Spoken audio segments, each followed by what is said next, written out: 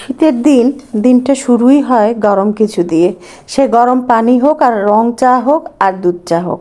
আসসালামু আলাইকুম ভিউয়ার্স, কাছে দূরে যে যেখান থেকে দেখছেন সকলকে জানাই এইরকম ঠান্ডা ঠান্ডা কুয়াশা ঝরা শীতের শুভেচ্ছা। আশা করছি সকলে ভালো আছেন, সুস্থ আছেন। এই তো চা তৈরি করে নিচ্ছি। নাস্তা শেষে চায়ের আয়োজন থাকে প্রতিটা ঘরেই। আর এমন শীতে চা না খেয়ে কী করবেন? তো নাস্তা ছিল আজকে কি দিয়ে তাই দেখিয়ে দিচ্ছি। খুবই সিম্পল, খুবই সাধারণ। তো এই যে পাতাকপি, গাজর আর আলু, এই কয়টা সবজি কাটতে আজকে আমার হাতের 12টা বেজে গেছে। ধরতেই পারছি না, মনে হচ্ছে কি এমন অবস্থা। তো কুচি করে নিয়ে ভালো করে ধুয়ে পানিটা ঝরিয়ে নিলাম। আটা ও খামির তৈরি করে নিয়েছি।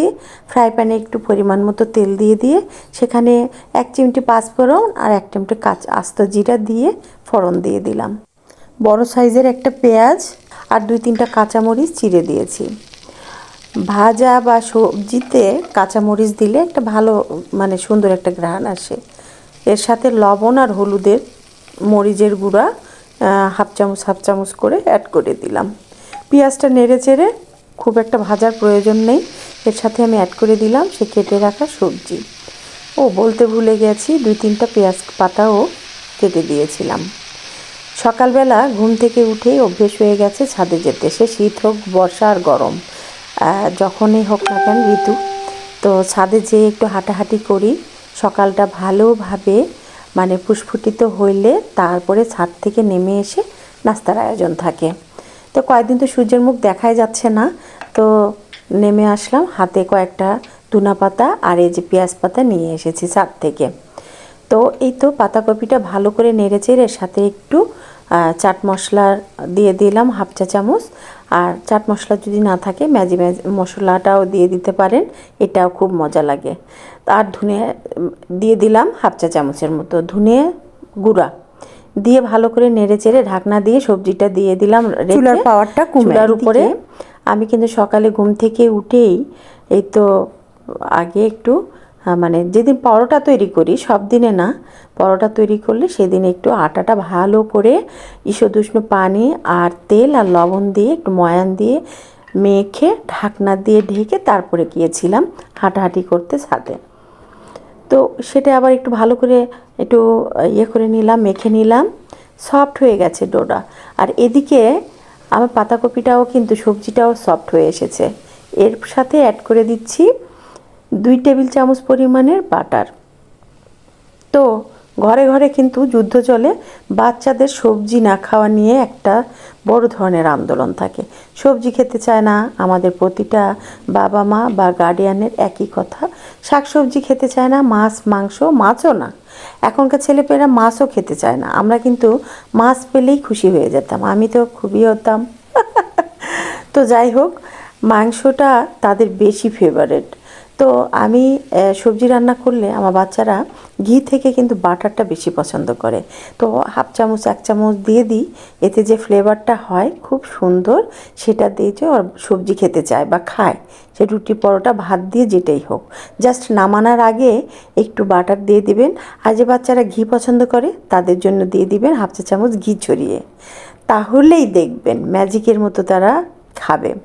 আর এদিকে পরোটাগুলো খুব সুন্দর করে রুটি বানিয়ে 4 ভাঁজ করে দিয়ে, যে ঐতিহাসিক পরোটা, আমাদের বাঙালিয়ানার ঐতিহ্য, 4 কোণা 3 কোণা যে যেভাবে পারে।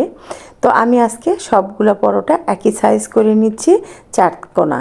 তো এই পরোটাগুলো ভালো করে ফোল্ড করে রেখে দিয়েছিলাম। এখন সেটা ভেজে জাস্ট বেলে ভেজে নিব। তো খুব সহজ এবং সিম্পলভাবে আজকে সকালে নাস্তা থাকছে। গরমের দিনের রান্নাঘরে আসতে বা রান্না করতে খুব বিরক্ত লাগে, একঘেয়েমি লাগে, হাঁসফাঁস লাগে। কিন্তু শীতের দিনে কিন্তু তার উল্টোটা, মনে হয় কি চুলের পাশে আরেকটু এগিয়ে যায়। তবে গরমের দিনে কিন্তু এত আঁচ বা তাপ কিন্তু পাওয়া যায় না। শীতের দিনে কোথায় যে গায়েব হয়ে থাকে, এখানেই চুলা জ্বলছে, এখানেই কিন্তু আমি রুটি বেলছি, পরোটা বেলছি, তারপরে খুব একটা শীত লাগছে, গরম লাগছে না। তো যাই হোক, তারপরেও খুব আরাম লাগছে। আর এই যে দাঁড়িয়ে দাঁড়িয়ে কয়েকটা পরোটা ভেজে নিচ্ছি। সবজিটা তো আমার দেখলেনি, খুব একটা সবজি আমি মানে ভাজা ভাজা করে নিই না, কারণ সবজি এমনি বাচ্চারা কম খায়, তারপরে যদি আরও তেলে ভেজে ভেজে কালো করে ফেলি তাহলে হয়তো মুখরোচক হবে, কিন্তু ভিতরে কোনো মানে পুষ্টিগুণ বলে আর কিছু থাকবে না। তাই আমি একটু কম ভাজারই চেষ্টা করি। এই তো পরোটা ফুলে ফুলে খুব সুন্দর হয়ে যাচ্ছে। তো পরোটা আমরা যখন করি তার জাস্ট 10-15 মিনিট আগে যদি আমরা আটা বা ময়দাটা রেডি করি তাহলে কিন্তু এমন ক্রিস্পি মচমচে ফোলা ফোলা পরোটা নিমিষেই পেয়ে যাবেন, কোনো ডাউট নেই। তো এই তো দেখতে পাচ্ছেন আমার অডিয়েন্স আছেন, তারা এই যে পোড়া মানে ভাজা ভাজা একটু বেশি ক্রিস্পি পরোটা দেখে মনে করেন পুড়ে গেছে, আসলে তা না। আমার পরোটা আমি একটু ইচ্ছে করেই ক্রিস্পি করে নিই, আর এরকম হলে রুটি বা পরোটা একটু কড়া ভাজাই আমার বেশি পছন্দ লাগে। আমার ছেলেমেয়ের ক্ষেত্রে আবার পুরাই উল্টা, তারা যদি এরকম একটু বেশি ভাজা দেখে তাহলে জাস্ট উপর থেকে এই খোলটা মানে পোষণটাই খুলে ফেলে রেখে দেয়। আর এই তো চলে আসলাম নাস্তার টেবিলে, গরমা গরম পরোটা আর এরকম বাটার দিয়ে সবজি, কি দারুণ যে ঘ্রাণ বেরোচ্ছে, কি আর করব। আর ওই যে দেখতে পাচ্ছেন যে ডাল, এটা হলো কালকে ডিম রান্না করেছিলাম বুটের ডাল আর আলু, নতুন আলু দিয়ে, তো সেটার এক বাটি ডাল বেঁচেছে, এটা দিয়ে পরোটা বা রুটি খেতে কিন্তু অনেক মজা। খেয়ে দেখেছেন কখনো? খেয়ে দেখবেন, অনেক মজা লাগে। তো এই তো সবজি দিয়ে দিচ্ছি, পরোটাও নিয়ে নিয়েছি, এখন খেয়ে, চা তো আগেই তৈরি করে রেখেছি, সেটা তো দেখতেই পেয়েছেন। তো সকালে ভালো থাকবেন। নাস্তার আয়োজনটা কেমন ছিল?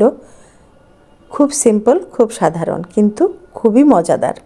সবাই ভালো থাকবেন, সুস্থ থাকবেন, হাতে বানানো খাবার খাবেন, সুস্থ জীবনযাপন করবেন। আল্লাহ হাফেজ, শুভ সকাল।